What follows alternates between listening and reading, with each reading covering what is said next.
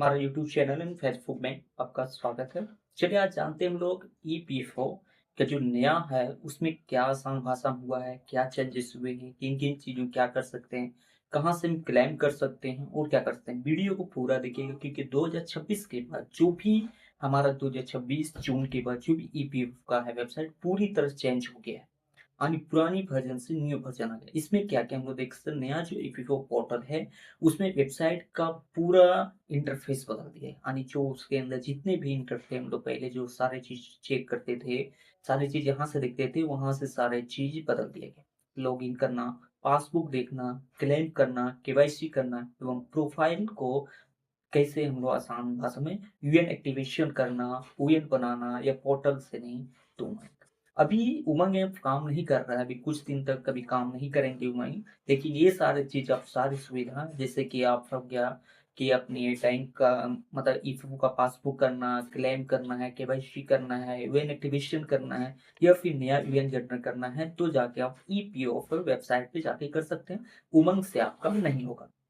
क्योंकि उमंग में भी कुछ ही फंक्शन अभी एक्टिवेट हुए हैं और बाकी सारे अभी हम रिपोर्ट करेंगे तो उसमें डिक्लेरेशन देगा, इनएक्टिव दिखाएगा सारी चीज, इससे वहां से आप कर सकते हैं। अब पीएफ कितना कटेगा, सब लोग कहे कि 2026 के जून के बाद पीएफ कटने में उसमें भी चेंज हुए हैं, तो पीएफ मेरा कितना कटेगा ये भी हमें जानना है। तो पीएफ हमारा कटेगा सैलरी का 12%। यदि आपका सैलरी 15,000 है तो 1,800 रुपया कटेगा। आपका जो भी सैलरी रहेगा मिनिमम 12%, इससे ज़्यादा भी आप जमा कर सकते हैं, कटवा के जमा कर सकते हैं, लेकिन मिनिमम आपका कटेगा 12%, इससे कम नहीं कटेगा। ठीक है। यदि आपका 40,000 सैलरी है तो 12% का आपका वो 4,800। यदि आप चाहें तो 10,000 भी कर सकते हैं, 6,000 भी कर सकते हैं, लेकिन उससे कम नहीं होगा। ये ईपीएफओ का नया वेबसाइट में इसका जिक्र किया गया है और ऐसा ही है और सारे पोर्टल में भी अपलोड और सारे जितने भी कॉरपोरेशन है जहाँ पे पीएफ देते हैं कर्मचारी को, सारी चीज का नोटिस पहुंचा दिया गया है। ठीक है। अब इसमें है कि योगदान की सारे जो 1,800 रुपये हैं वो तो कटेंगे। अब इसमें से है कि यदि किन्हीं का नहीं कट रहा, यदि मिनिमम बेसिक सैलरी 15,000 आना चाहिए, 15,000 से कम है तो नहीं कटेगा। मिनिमम 15,000 बेसिक सैलरी, सीटीसी नहीं, यहाँ पे क्लियर कीजिएगा। यहाँ पे बेसिक सैलरी 15,000 होना चाहिए तभी आपका पीएफ कटेगा। सीटीसी यदि 15,000 तो नहीं कटेगा। पीएफ क्लेम सेटलमेंट का जो भी होता है निपटाना 3 दिन के अंदर होता है। इससे पहले सेटलमेंट जो भी पीएफ का पूरी तरह सेटलमेंट होता था, कोई महीना 2 महीना 60 दिन टाइम मिलता था, लेकिन अब वो नहीं रहा है। आपको 3 दिन के अंदर पीएफ सेटलमेंट करना है और यदि पीएफ सेटलमेंट नहीं करते हैं 3 दिन के अंदर तो उनके कुछ चार्जेस भी है और उनका अतिरिक्त चार्ज भी आपको देने होंगे और उसका जिम्मेवार जवाबदेही तय की गई है कि कितना लगेगा, कितना अधिक समय आपको लगेगा, किस तरह से चार्जेस फाइन मारा जाएगा, वो आपका 3 दिन के बाद क्या है नहीं है उसके अनुसार आपका लगेगा। लेकिन अब 3 दिन के अंदर आपको सेटलमेंट करना होगा। अब विड्रॉल रूल क्या होता है, जैसे कि हम लोग देखते हैं विड्रॉल के समय में बहुत सारे पहले थे चेंजेस कि इतने इतने 13 से उनमें सरल बनाया गया है। सिर्फ 3 कैटेगरी आप फॉलो करना है और पीएफ को आप क्लेम कर सकते हैं, विड्रॉ कर सकते हैं। प्रोसेस से पहले 13 प्रोसेस थे, यहाँ से आना होगा ई फॉर्म 60 फॉर्म 90, बहुत सारे फॉर्म थे, उन्हें क्लिक करने के बाद ही कर सकते थे, लेकिन अब सिर्फ 3 कैटेगरियां हैं। इसके अंदर आप पूरी पीएफ फर्स्ट टाइम यदि आप वही काम कर रहे हैं, यदि इमरजेंसी आया है तो 75% आप निकाल सकते हैं। उससे अधिक निकालना तो पूरी सेटलमेंट आपको 2 माह की बेरोजगारी दिखाना होगा कि 2 महीने से मैं काम नहीं कर रहा हूँ, तब पूरी आप पीएफ निकाल सकते हैं। अन्यथा आप इमरजेंसी चाहे कोई भी बीमार हो या कोई भी घर बनाना हो या गाड़ी लेनी हो या अपनी इमरजेंसी बीमार हो, कोई भी कुछ भी है तो उसमें 75% आप निकाल सकते हैं, 100% नहीं निकाल सकते हैं। अब उसमें हुआ कि जब पूरी कब निकाल सकते हैं, जब आपका बेरोजगारी बेरोजगारी सब है, यदि आप 2 महीने दिखाएं कि हम कहीं नौकरी नहीं कर काम नहीं कर रहे हैं, तो आप निकाल सकते हैं। ई केवाईसी जो पहले फंक्शन होता था, हम लोग ई केवाईसी करते थे, वो आधार आधार और पैन से करते थे। अभी भी वही नियम है, ठीक है। आधार पैन पे अकाउंट लिंक होना बहुत जरूरी है। यदि आपका पीएफ अकाउंट में यदि आधार लिंक है और पैन नहीं है तो एक्टिवेशन उतना नहीं दिखाएगा। आपको क्लेम करने में दिक्कत हो सकती है, सेटलमेंट करने में दिक्कत, विड्रॉ करने में या दिक्कत हो सकती है। तो इसलिए आधार, पैन सारे बैंक अकाउंट में लिंक होना जरूरी है और केवाईसी सही होने पर ही क्लेम का प्रोसेस आप कर सकते हैं। यानी कि यदि आप ये तीनों डॉक्यूमेंट केवाईसी किया हुआ है, पीएफ में भी ईपीएफओ वेबसाइट में यदि उस अकाउंट में भी केवाईसी है, बैंक अकाउंट में भी केवाईसी है और पैन आधार से भी केवाईसी है, तभी आप क्लेम पूरी तरह कर सकते हैं, नहीं तो आपका क्लेम रिजेक्ट कर दिया जाएगा। ठीक है। पासबुक होता है कि जो कर्मचारी नियोक्ता द्वारा जमा राशि जो होता है अलग अलग दिखाई देता है, तो उसमें ब्याज जो होते हैं वो पासबुक में भी अब अपडेट होने लगा है।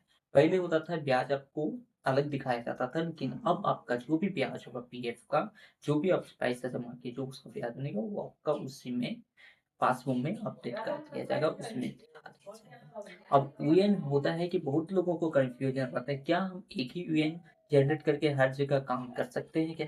तो हाँ, यदि आप एक बार यूएन जनरेट करें, यूएन का फुल फॉर्म कहते हैं यूनिवर्सल अकाउंट नंबर, यानी ये होता है कि जीवन भर एक ही रहता है। यदि आप यहाँ से काम छोड़े, नौकरी बदलने पर यूएन नहीं बनाना पड़ता है, दूसरे जगह यदि काम करने गए तो यही यूएन नंबर देना होगा, सिर्फ आपको न्यू पीएफ अकाउंट में ऐड करवाना होता है, यहाँ से आपको ट्रांसफर करवाना होगा। क्योंकि जहाँ भी आप काम करें वहां से वो अपना हटाएगा, वहां से ट्रांसफर कर देगा। आप चाहे कहीं भी आप नौकरी कीजिए, कहीं भी जाइए, एक तरह से दूसरे पे वही पीएफ नंबर वही यूएन नंबर आपको वहाँ दीजिए, वहाँ पे ऐड हो जाएगा, एक्टिवेट हो जाएगा। ठीक है। अब होता है कि इसमें से पेंशन का भी जिक्र किया गया है अब, कि पीएफ में पेंशन भी दिया जाएगा। अब पीएफ एमपी में पेंशन कब दिया जाएगा, और जो इनको एक हिस्सा होता है पीएफ पेंशन स्कीम को होता है, उसमें 2026 से लागू किया है, और यह लेकिन सदस्यता निरंतर बनेगी, यानी जहाँ भी वो काम कर रहा है लगातार 10 वो हर स्टेट में अलग अलग कॉर्पोरेट के नियम है, हर स्टेट में अलग अलग है, सेंटर पे एक ही, लेकिन हर रूल रेगुलेशन हर स्टेट में अलग है। कहीं 10 साल यदि आप लगातार उस कंपनी में कर रहे हैं तो आपका पेंशन चालू हो जाएगा, कहीं 15 साल आप दिए हैं तो पेंशन चालू होगा, कहीं 20 साल दिए हैं तो आपका पेंशन चालू होगा।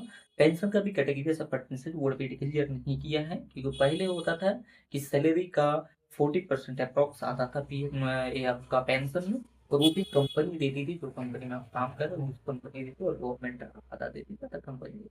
लेकिन अभी का जो पीएफ का जो भी अमाउंट है वो अभी क्लियर नहीं किया गया, लेकिन हाँ वो भी आपको मिलेगा, यानी इसमें वो भी रखा गया, हटाया नहीं गया।